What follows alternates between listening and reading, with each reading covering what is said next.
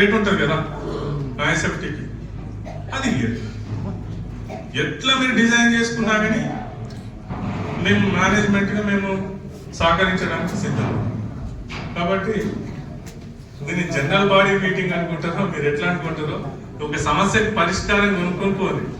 ఇక లేదంటే ఫైనల్గా వీళ్ళకి ఒకటి చెప్పిన ఈ కమిటీ వాళ్ళకి, మొత్తం అది 15 ఎకరాల నర ఉన్నది, 1000 గజాలు తీసుకుంటాం, మంచిగా రోడ్లు వేస్తాము, డెవలప్మెంట్ లాగా లైట్లు పెడతాం, అంతా నీట్గా చేస్తాం. మీకు ఒక 20,000 గజాలకు వెళ్తుంది. 50,000 చొప్పున పోయినా కూడా 100 కోట్లు వస్తాయి. ఈ 100 కోట్లని అందరికి మంచిది. మళ్ళీ పాత 7 సంవత్సరాల క్రితము ఏవైతే డబ్బులు వస్తాయో అవి అందరికి వచ్చేస్తాయి. ఇక ఇంతకు మించి ఇందులో నాకు ఏం కనబడతలేదు. అయితే ఇది లేకపోతే అది. ఇక మీ డాక్యుమెంట్ వాల్యూ జరగాలంటే ఇవి రెండే ఉన్నాయి పద్ధతులు. ఏది డిసైడ్ చేసుకుంటారో చేసుకోవాలి అని మేనేజ్మెంట్ కూడా వీళ్ళ కమిటీకి చెప్పినా, వాళ్ళు చెప్పారో లేదో మీకు కానీ చెప్పేసిన నేను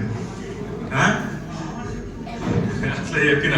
అంటే పరిష్కారం అంటే నిజంలోకి మనం ఏదో ఒక రోజు రావాలి. మేము కూడా నిజానికి ఆర్కిటెక్ట్లకే 2 కోట్లు పోయినాయి. ఇక్కడికి ఫస్ట్ ఒకరికి ఇచ్చినాం, వాళ్ళ దగ్గర నుంచి ఇంకొక దగ్గరికి వచ్చినాం.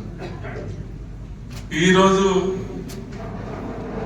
ఈ మీటింగ్ ఇవన్నీ ఖర్చుతో కూడుకున్నటువంటి వ్యవహారాలు. ఎవరికి ఇష్టం ఉండదు ఇంత బ్రెయిన్కి మనము ఏమంటారు స్ట్రెస్ని ఫీల్ అయ్యేటువంటి. కాబట్టి స్ట్రెస్ ఫ్రీ అయ్యేటట్టు స్ట్రెస్ బస్టర్ని మీరే కనుక్కోండి. ఇప్పుడు లేదంటే వాళ్ళకి జైలు వేయండి. 3 మార్గాలు వాళ్ళకి జైలు వేస్తేనన్నా ఒకటి అవుతుంది, రెండవది లేఅవుట్ చేసుకుంటానన్నా ఒకటి అవుతుంది, మూడవది ఇట్లా పోతే ఒకటి అవుతుంది. దయచేసి అంటే నేను ఈ మాటలు చెప్తున్నాను ఏమనుకోకుండా, సంవత్సరంన్నర నుంచి ఈ సమస్య పరిష్కారం కోసం ఎన్ని దారులు వెతకాలనో అన్ని దారులు వెతికినా, కొంత ఇన్వెస్ట్ చేసినా కాబట్టి ఎంతో కొంత రైట్ వచ్చిందని నేను ఫీల్ అయ్యి నేను చెప్తాను అంతే, వేరే ఉద్దేశాలు ఏం లేవు. Thank you. నమస్కారం సార్. ఇప్పుడు మాకు ఎంత అమౌంట్ ఇప్పుడు ప్రజెంట్ చెప్తే అది మన ఎన్ని రోజుల లోపల కట్టాలి చెప్తే మాకు కూడా అర్థమవుతుంది. తర్వాత మార్కెటింగ్ అంటున్నారు కాబట్టి అది తర్వాత విషయం. ఇప్పుడు మీరందరూ ఎగ్జిస్టింగ్ కస్టమర్స్, మీరు మీకు ఏదైతే కొంతమందికి ఎక్కువ ఎసెప్టిక్ డబ్బులు కట్టాల్సి వస్తుందో వాళ్ళందరూ ఓటీపీ కింద రేటు కింద తీసుకొని ఒక 1 మంత్లో మాకు పే చేస్తే మీకు లాభం జరుగుతుంది. టోటల్ సమస్య సింగిల్ 1 మంత్లో కొలిక్కి వస్తుంది. మాకు అర్థమవుతుంది ఎవరిని బయటకు పంపించాలి, ఎవరిని లోపల ఉంచాలి, ఇదంతా మాకు అర్థమవుతుంది. అయితేనే ప్రాజెక్టు ముందుకు తీసుకుపోగలుగుతుంది. కాబట్టి ఇక్కడైతే 20 డేస్లో క్లోజ్ చేసుకున్నారు అందరూ. సో ఒక 1 మంత్ పీరియడ్లో ఈ ఇష్యూకి ఫుల్ స్టాప్ పెట్టు. నేను 1800 అన్నది మీ పాత 1300 ప్లస్ ఇది 2 కలిపి వేసుకొని యావరేజ్ చేసుకుంటే మీకు 1800 వస్తుంది కదా, రేట్ 1800 కదా. మళ్ళా 3వ బిల్డర్ని వెతకాలి అందరం కలిసి, నేను వెనక డబ్బులు తీసుకుంటే.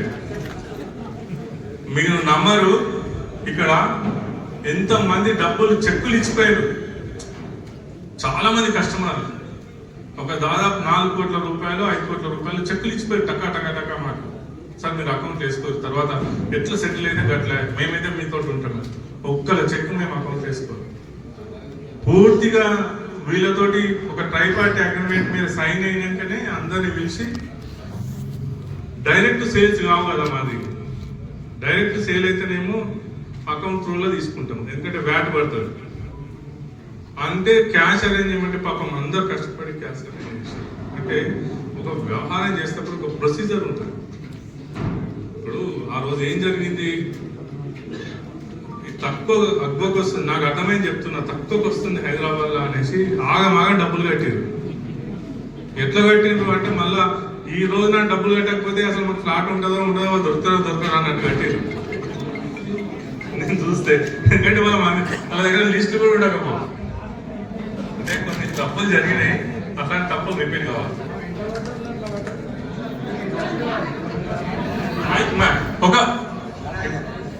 నాకు మాట్లాడడానికి ఓపిక ఉంది, ప్రశాంతంగా ఎవరైనా క్వశ్చన్స్ రిపీట్ చేయకూడదు. ఆయన అడిగిండు, ఆ క్వశ్చన్ మీ నోటి నుంచి అడగాలనుకున్నారు అనుకోండి, సేమ్ ఆయన అడిగిండు అనుకో వినండి, కొత్త క్వశ్చన్ ఉంటే అడగండి. ఎగ్జిట్ అయితే ఎప్పటి వరకు డబ్బులు పే చేస్తారండి? ఎగ్జిట్ అయితే ఎప్పటి వరకు డబ్బులు పే చేస్తారు? ఎగ్జిట్ అయ్యేటువంటి లిస్ట్ ప్రిపేర్ కావాలి ముందు, ఎంతమంది ఎగ్జిట్ వాళ్ళకు మా మార్కెటింగ్ టీంలో మా మార్కెటింగ్ టీంకి ఆ ఫ్లాట్ కూడా ఇస్తాం.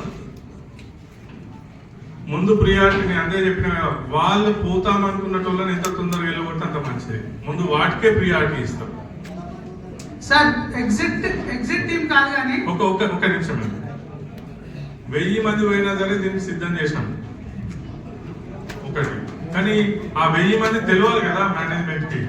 ఫస్ట్ థింగ్, ఆ ఎగ్జిట్ అయ్యేటువంటి వాళ్ళది లిస్ట్ ప్రిపేర్ అయితే సేల్స్ చేస్తుంటాం కాబట్టి సేల్స్ రా ఏ రోజు నాడు కొనడానికి దానికి వస్తే ఆ రోజు నాడు ఉన్నటువంటి ప్రకారం మీరు తీసేసుకోండి ఎవరి ద్వారా. కానీ ముందైతే అలాట్ చేయించుకోండి.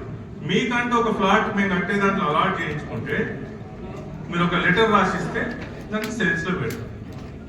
ఎందుకంటే ఒక బ్యాంక్ లా మనం అందరము ఫిక్స్డ్ డిపాజిట్ చేస్తే సహజంగా బ్యాంకులు గోల్మాల్ అయ్యేకి చూస్తాం, లైన్లలో నిలబడతాం. ప్రభుత్వమే సడన్ గా ఇవ్వలేదు, ఇన్ని రోజులు వేరు. ఇప్పుడు మేము ఒక ఎగ్జిట్ పాలసీని ప్రిపేర్ చేసిన తర్వాత రేపే కావాలంటే అయితే కాదు అది. అందుకే ఏ రోజు వరకు ఆగితే ఆ రోజు వరకు మీరు ఆగాల్సిందే. ఆ ఫ్లాట్ మీకోసం ఉంటది, అది అమ్మడు పోతేనే అందులో మాకు వచ్చేటువంటి ఎస్ఎఫ్టీ డబ్బులు కూడా మాకు వస్తాయి.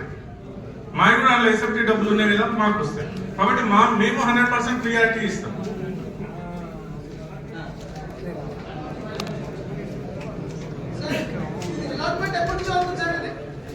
నెక్స్ట్ వీక్ నుంచి ఇంకోటి, ఇప్పుడు ఏదైతే ఎక్స్ట్రా పేమెంట్స్ ఉన్నాయో, ఇప్పుడు 350 అనుకోండి, ఈ 350 ఎస్ఎఫ్టీకి ఓల్డ్ కస్టమర్స్ గా మాకేం ప్రైస్ ఇస్తారు సార్?